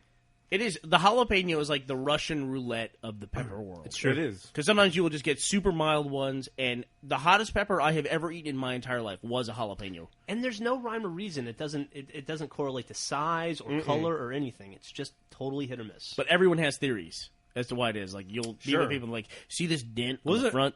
That means it's a female jalapeno. That was I've never heard that. Isn't there a correlation with the seeds? it's the jalapeno I vagina. think- it is. I don't think it's the See? seeds. I think No? it's actually The webbing. membrane Yeah, the and the- membrane. yeah. The membrane. That's what they say, but who knows? Man, but I one time on a hunting trip, I bit into a jalapeno. We had hatch peppers and jalapenos, and we were just eating them, and all of a sudden one guy was like, whoa, and he was, holding his nose, and he was crying, and I was like, what's wrong? Because he was from Arkansas. I said, you can't take a hot pepper? He goes, he pointed, he was laying on the table, goes, that is a hot pepper. I go, how hot can it be? He goes, tell you what, buddy, take a bite. You don't think it's hot. I could not breathe. I really, for a minute, I thought I was going to die because I couldn't breathe. And I just took one little bite out of it, and it was death. Was it raw, just fresh pepper? Or It was raw, just like Wow. like out of the produce bag, from HEB or whatever, from the grocery store. It's just pick it up, bite, and then just hold your face and hope you don't die or like- light on fire. It's like the first time I ate the man up in Seattle. Another great out of context quote. I thought I was good. I thought I was close to having people take me to the hospital. It was like, oh my god, that's terrible. You're gonna have to explain what the man is. That made me, The man is, I guess there's this barbecue place in Kirkland called Dixie's Barbecue, and you can go there, and they have a special hot sauce that they call the man. And the owner will walk around with a little saucepan filled with the man, and he'll ask all the patrons, have you met the man? Have you met the man? And if you haven't met the man, he'll get a toothpick and dip like a tiny little droplet. Like, I don't even want to say a drop. A drop is too much. He'll dip like a droplet, like a tenth of a drop on the tip of the toothpick and say, here, try it. And it's the hottest thing you've ever eaten in your life. it's no joke. That toothpick can ruin your entire day. I'm surprised the toothpicks don't catch fire. Yeah. Yeah, like in the cartoon where they stir the potion with the metal spoon and it comes out, yeah, it's all burned. yeah. That's what you expect that toothpick to look like. And the man is like no light escapes it. It's like a black hole. It's Yep. so dark. I've never seen like a black hot sauce like that before. And it's just like a mass of seeds, and it's kind of thick and weird looking. Yep. And it's in this little, he's got one saucepan that he carries around and serves this. You can't actually order it at the counter. You just order your food, and maybe this guy will walk around with the saucepan asking if you want to try it. And then there's all these newspaper articles on the wall. And they're all all the people who died. Well, they're all yellow with age. They're all like these old reviews of the restaurant because it's in an old gas station.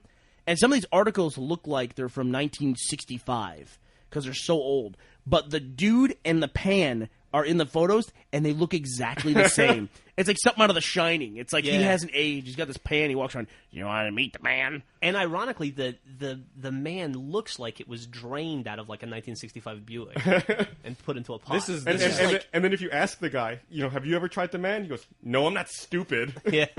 It's brutal. It's probably the most brutal thing I've ever eaten. Yeah. It's really rough. And we try to eat it every time we go. Yeah, I don't get it. I mean, why don't we just start a restaurant and we'll just have a guy walk around with like a bucket of thumbtacks? Here, want to try? Come on, it's flavor. Thumbtacks. No. I don't get it.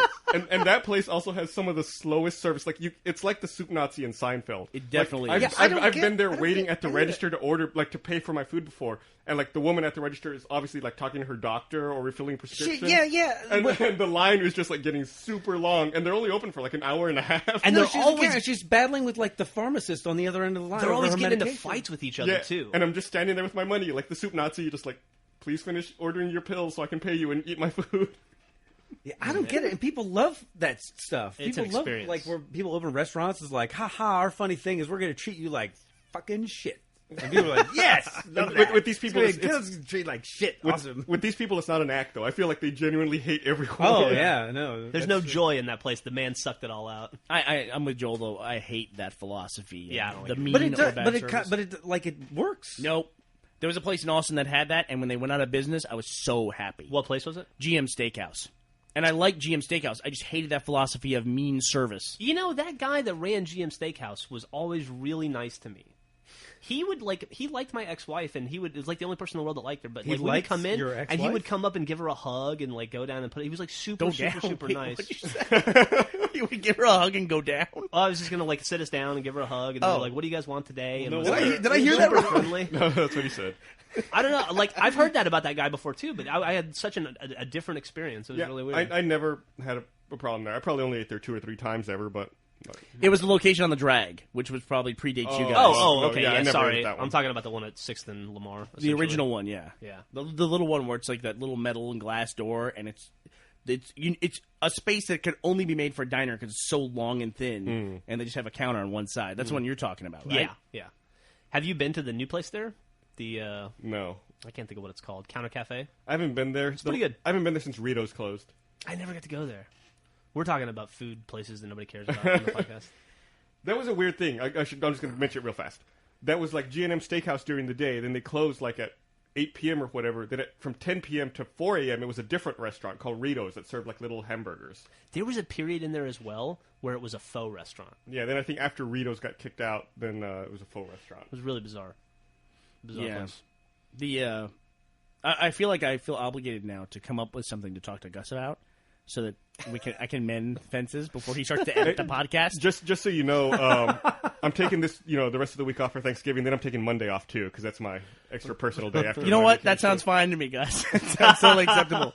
Gus, I was thinking about you the other day because they just had the 4th anniversary for the Xbox 360. Just hit its 4th birthday. Oh, yeah. Which was really the 4th anniversary of 0 Hour. It's the 4th anniversary of my hoodie. Yeah. Oh, you have your hoodie here. Perfect. It's seen better days. It's this. I think this is the last winter it's going to have. Let me see it.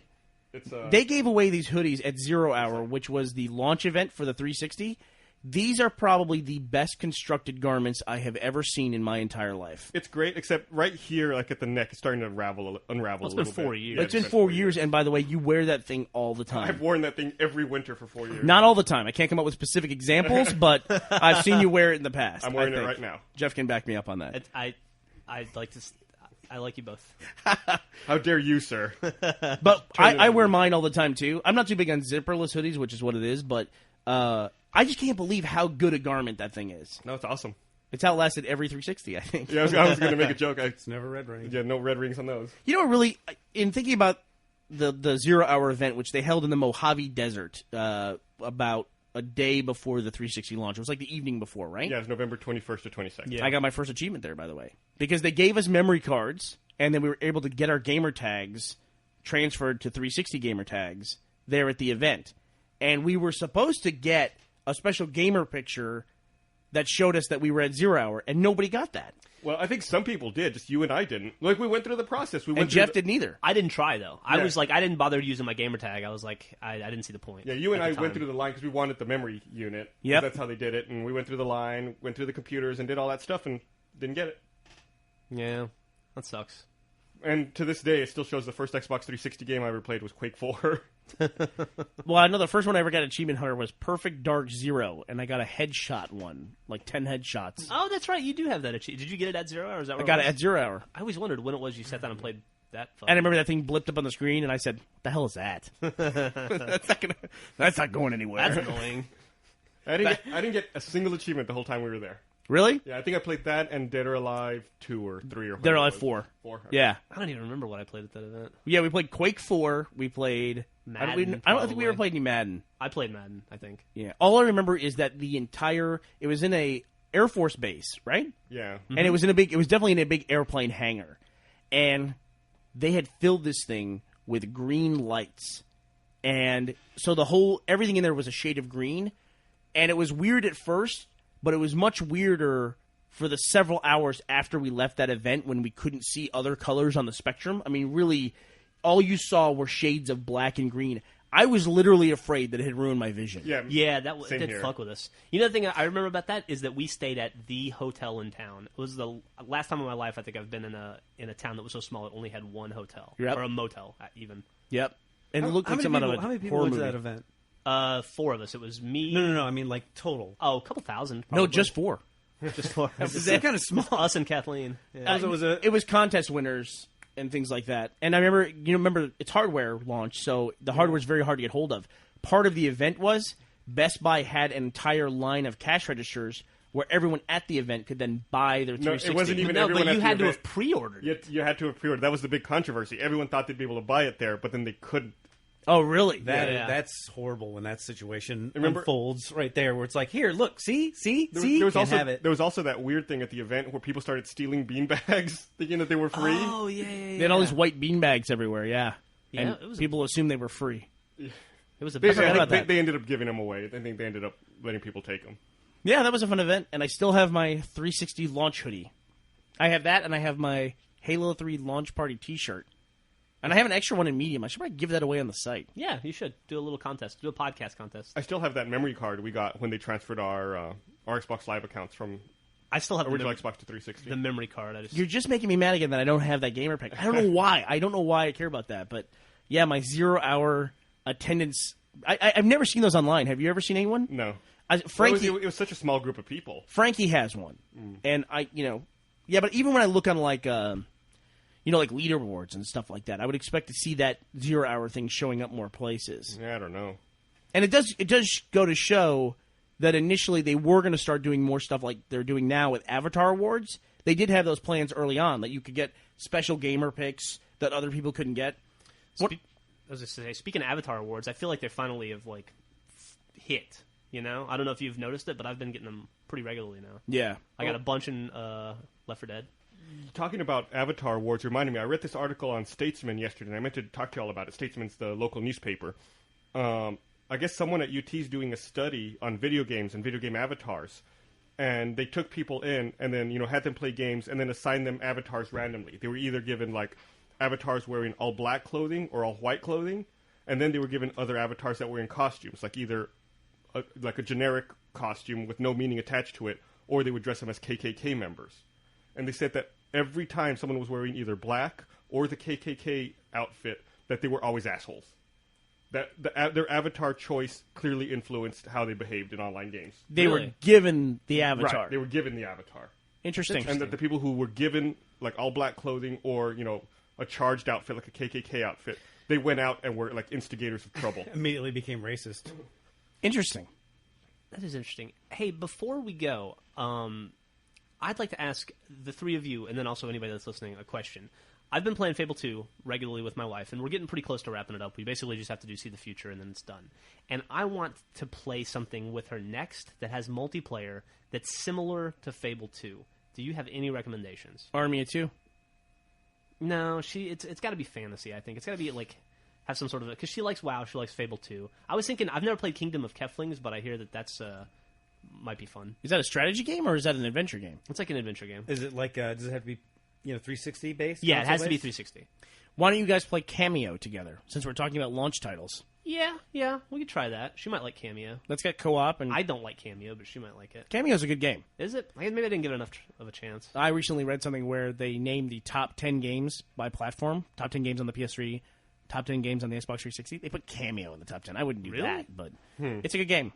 Yeah, it was all right. I remember enjoying it at launch. You guys have already played Viva and Pinata together, right? Yeah, and I was thinking she would like Fallout because the story is so good, and I think she would appreciate that because that's like her speed for combat.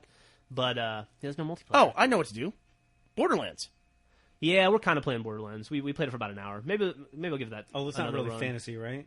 No, it kind of. It's not like it's like D&D. sci-fi. She likes sci-fi. Yeah. The way Fallout too. is. You know, Yeah. Same kind of thing. But there really isn't like another Fable 2 style action RPG like a fantasy style game. you is could there? play Saints Row together. Yeah, I think that You have 2 Xboxes in your house. it's true. You get all your co-op stuff together, too. It's true. I think the Borderlands and like Left 4 Dead, where you have like 4 people co-oping, I think that needs to be incorporated in like every game. You know, she might like Left 4 Dead. She enjoyed playing it. Maybe she. Would You know like what? Left 4 Dead. Though not every game has the popularity to support 4-player co-op, and I think a lot of games are falling into that trap. Yeah. I mean, you just start off talking about Left 4 Dead 2, which is a very popular title. It's a very new title, and you're having trouble getting together people to play it. Yeah, I mean, even if people are playing it, we've learned recently from the records that have been broken at online people, here's the other not thing. everyone's on at the same time. right. Well, here's the other thing: is just going into like a quick match. That's fine. I'm fine with that. Yeah, same I'll play here. it. Okay. There's 2 people on my list that I always see playing that I can jump in with. But normally, if they're not on, I just go into a quick match. Who are those 2 people? I don't want to give their gamer tags. Okay. But big news I forgot to mention earlier in the podcast. World of Warcraft turned 5 this week. Yeah, it did. So Xbox Live or Xbox 360 is 4. Big deal. So what? 5 years. Also, I didn't realize this, but the Warcraft series turned 15 years old. I asked the Really? same question. Joel just asked a question. That's the same question I asked when I read that headline. What was your question, Joel? World of Warcraft is older than the 360. Yep, by a Oh. year. That's not what I asked. Oh, I asked, I can't believe that World of Warcraft is only 5 years old. That seems to me like a 7-year-old, 8-year-old game to me Hey. at this point. When did you start playing? Wow. It launched, in November of 04. I started playing January 05. Okay, so pretty soon. how much has it changed since the first? Oh, Jesus. Tons, right? Man. Yeah, it's not it's unrecognizable. You know, I have unintentionally built up a weird kind of collection of video game memorabilia without Yeah. really trying to do it. I'm not a big I don't like collecting. I think it's one of the lamest hobbies you could possibly have. But I've got that World of Warcraft launch collector's edition that's signed by the entire original development team. Weird. I didn't know you had gotten that back. Oh, you mean for my brother? Yeah. Yeah, I told him he was going to try to sell it for money, and I said, don't do that. Just give it back to me, and I'll figure out something for it. That's cool. So What are you gonna do with it? I don't have it back yet, so we'll see. I don't know. I mean, it just seems like it was also the very first item ever auctioned at a Child's Play dinner, That's pretty cool. because it was one of those things where it was the is first pretty year of cool. Child's Play. They just started the auction, and I remember the reason I bid on it is because it was this lull kind of like everyone was kind of sitting waiting for everyone else to bid, so I just started bidding on it just to kind of get the ball rolling. Sure. Maybe you should give it back to Child's Play so they can auction it again and use the money to benefit your brother. Yeah, maybe so. But the I wonder if there would be value in giving it back to them and seeing maybe they could re-auction. Do you think anyone's interested in the launch edition of World of Warcraft? I think I there would- might be a few people interested in that. I think I know somebody in this room. What who's I'm saying is, interested. do you think video game memorabilia is big? I mean, you're a huge WoW player. You know, What would you I- pay for that? For that, I mean, I wouldn't, but I could see people paying. It's signed by all the launch development team. I could see that going for $4 or $5 grand. And Does here- it have here- a and here's vanity the- pet? Yeah, and it has a vanity pet you can't there get you go. anymore. And here's the thing, I mean, that thing. How can it not be worth a lot more money down the line from here?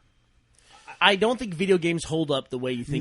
Not yet. We had this conversation a while back. Bernie and I did, and I think we both came to the conclusion that there's no Right now- staying power in that. Right now, No, even then, like there was a time back when PlayStation came out. Okay, Yeah. to give you an example, when to get a copy of Chrono Trigger, you would have to pay $80 or $90, and then they just re-released it on the PlayStation, and then you could get them for like. Hey, well, 40 no, or but 30 I'm talking about unique. Bernie. I'm talking about unique items. Right here, Something look you at can this. Signed. This is World of Warcraft Collector's Edition Factory Sealed Box. Not even signed.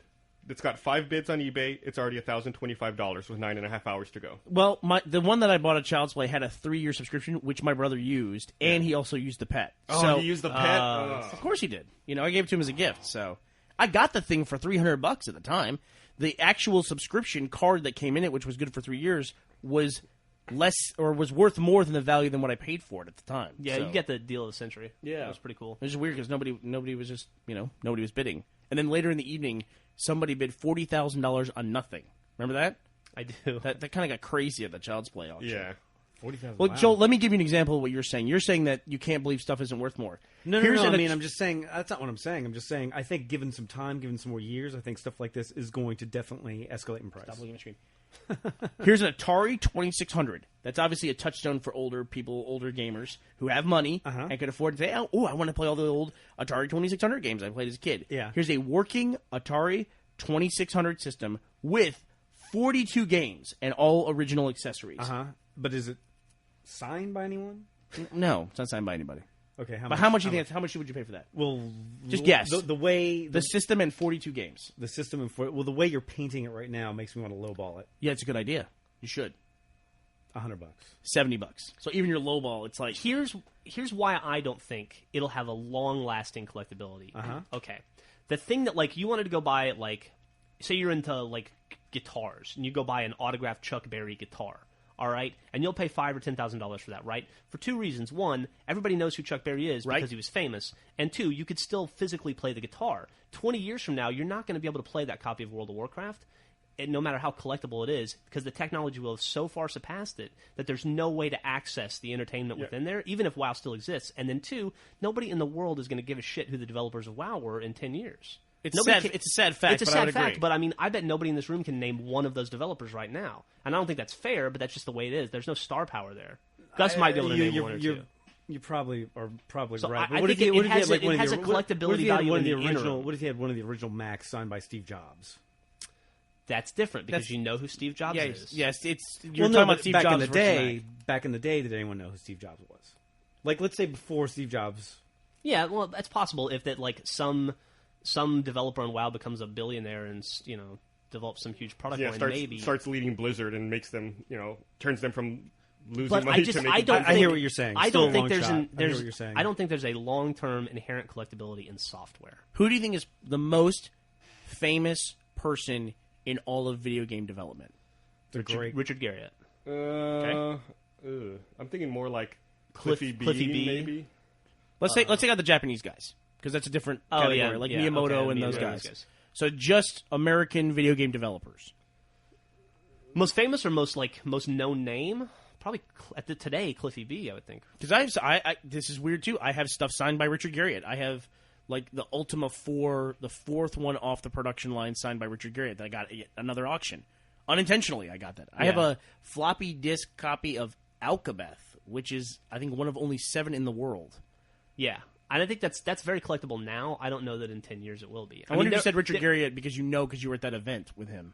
Well, I just know he's a recognizable name. I probably could have said American McGee, or there's a bunch of people out there. I wouldn't put him up there. I put like Cliffy B and maybe like John Carmack? John Carmack. You could John put up there. Carmack. But the thing is, like Richard Garriott is a guy who was very influential to gaming. I mean, you spent your entire childhood playing his games, right? Yep. And he was a big deal, and he's a really big deal to you. But I would wager that because he doesn't make relevant games anymore, and his last game was kind of a failure, that there are like.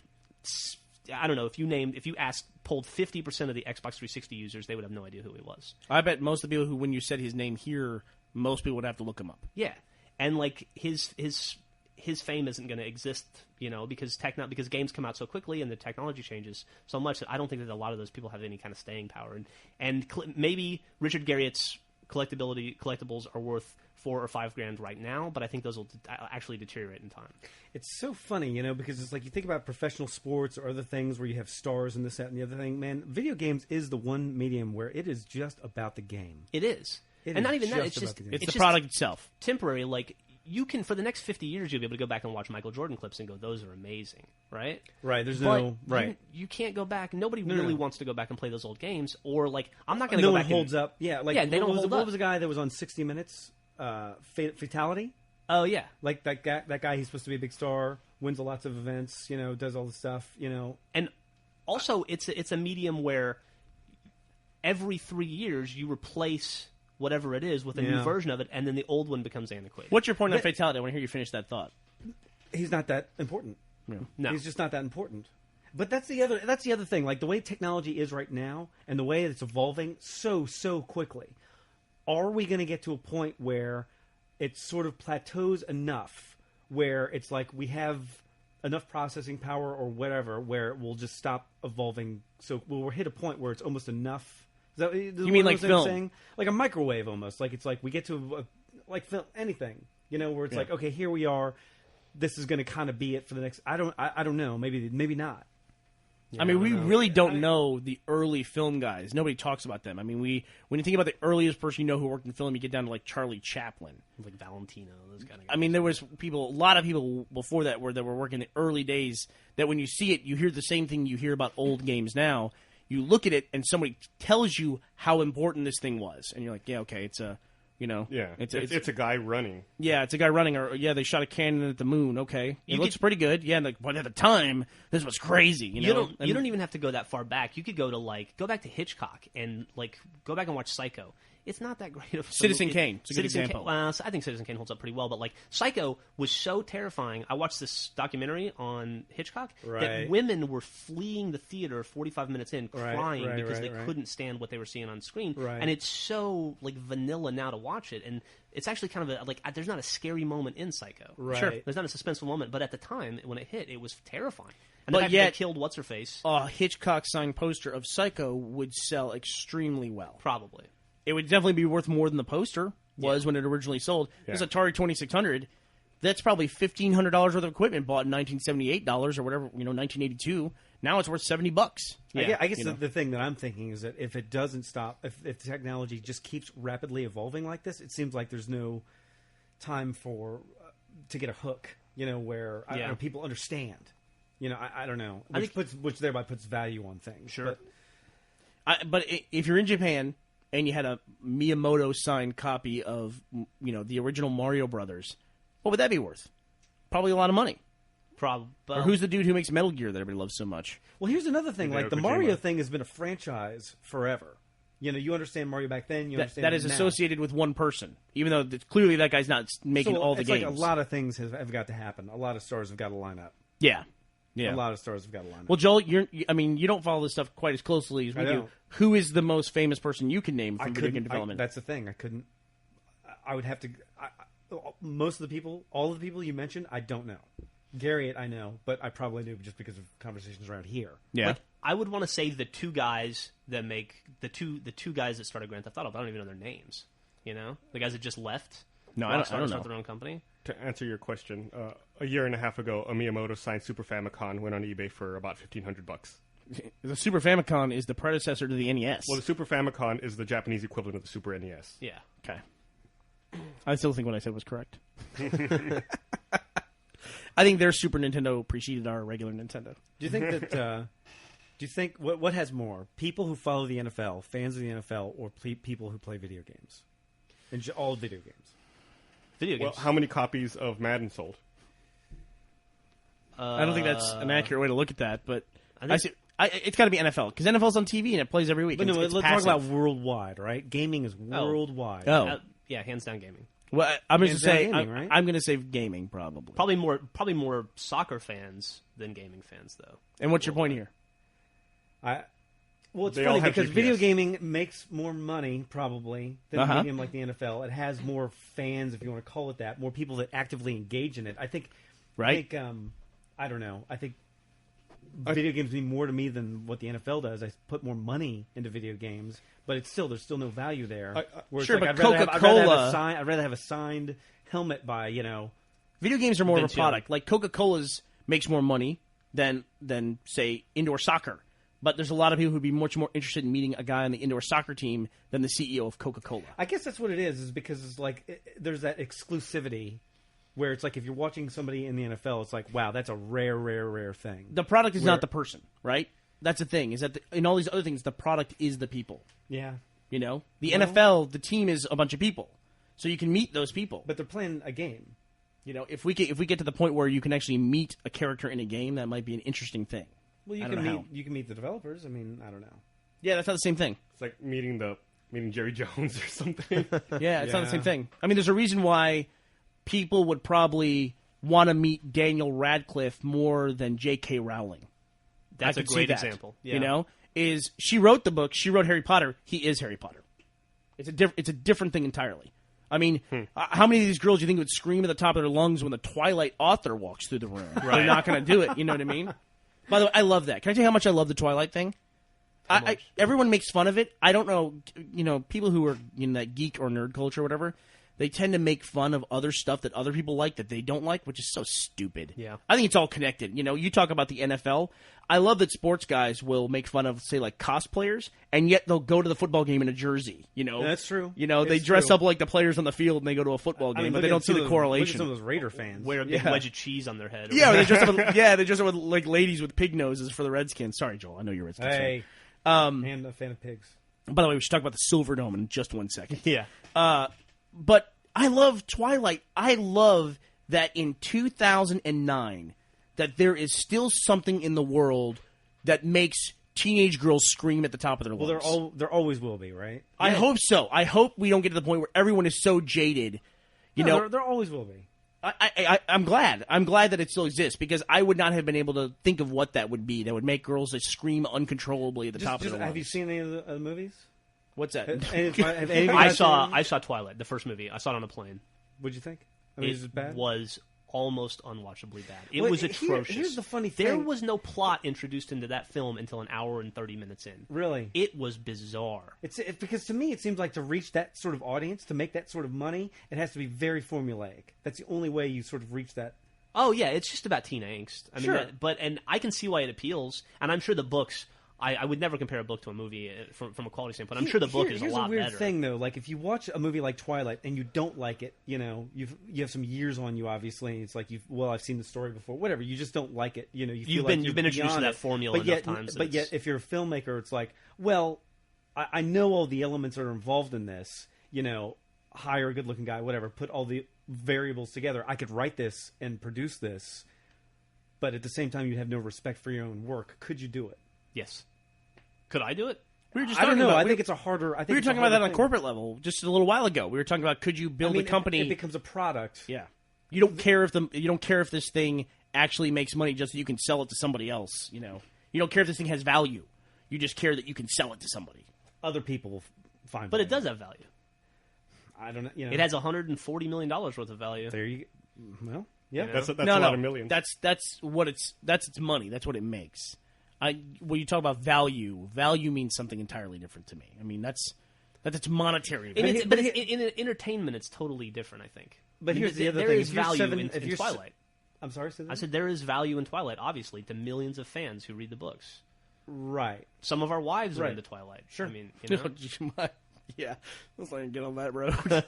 It's weird and creepy, you know. But that's. I don't know. That, What's your point? What are you trying to say? What are you trying to say? I don't know. If you're a filmmaker, it's like most of the things, especially young filmmakers, it's like I want to become a filmmaker because I want to say what I want to say, or I want to tell the story that I want to tell. I would. You know? And then other part of it is like also I'll make lots of money. I would so disagree with what you're saying. Oh yeah. I don't think that's the path for most people anymore. I don't think people have something they want to say. I think you can very clearly people that have something they want to say because their first thing is very good. Yeah. I mean, most of the time, what you're talking about, those artists, you see something comes out, it's like, wow, this first thing they put out is tremendous, and there's a steady decline because they have less and less things to say. I think now Well, you I'm have just- people I'm who just- I'm go just- through all the effort of making productions, and they don't have anything to say. No. But what I'm saying is, I guess what I'm questioning, what is the main motivation for people who want to be filmmakers? I think people want to be famous.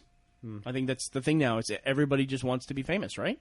I don't know who directed But- Twilight, but I wouldn't say that the guy set out to make a bad movie either, though. Catherine Hardwicke. I just looked Catherine it up. Hardwicke. I'm sure she put a lot of work and effort into it, and I'm sure she I made don't- what I don't she thinks know. is a really good movie. Like when I was, I And feel a lot like of when I people was would in agree with her. Hollywood, there was a lot of like, basically like you had people working on projects, movies, TV shows, and it was just like very workmanlike.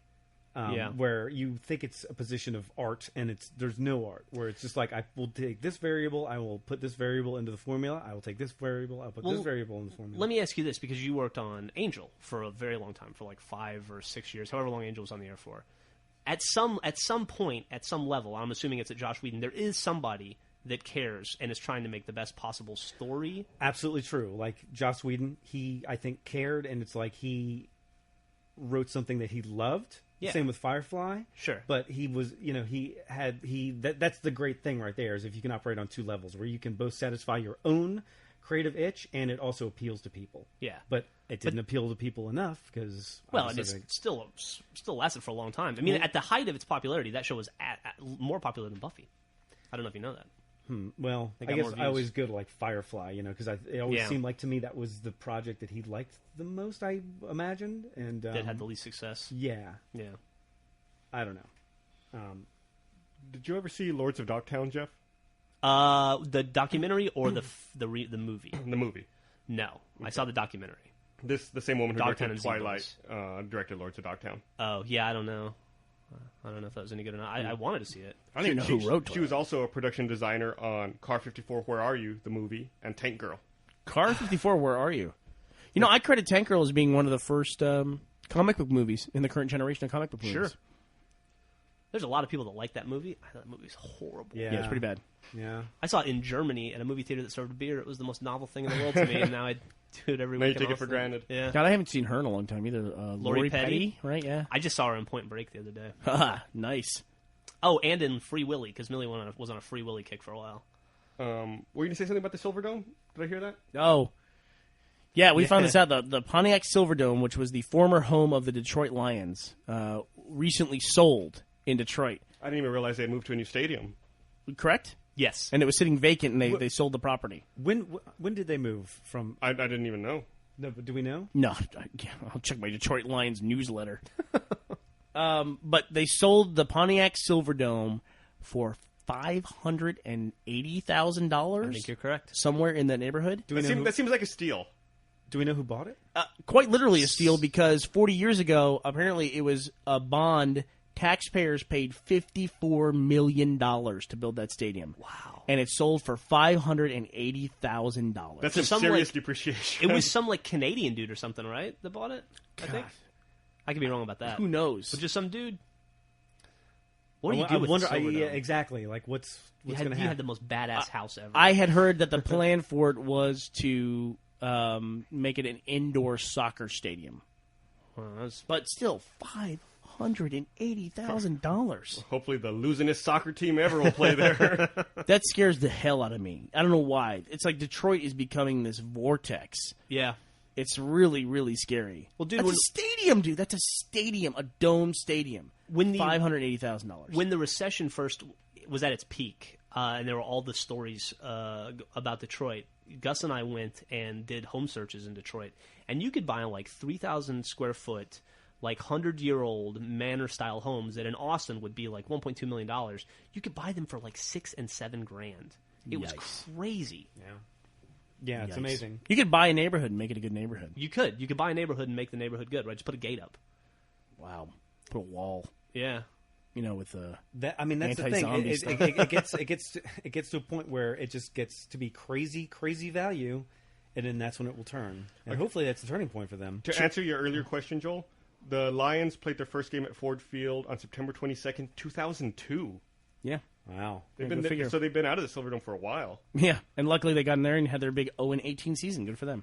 Well, I guess that's part of how you get to that price, right? Is it's probably been sitting there for a long time. Wikipedia defines that season as the historic 2008 season. Nice. Toronto developer Andreas Apostolopoulos. That's his name.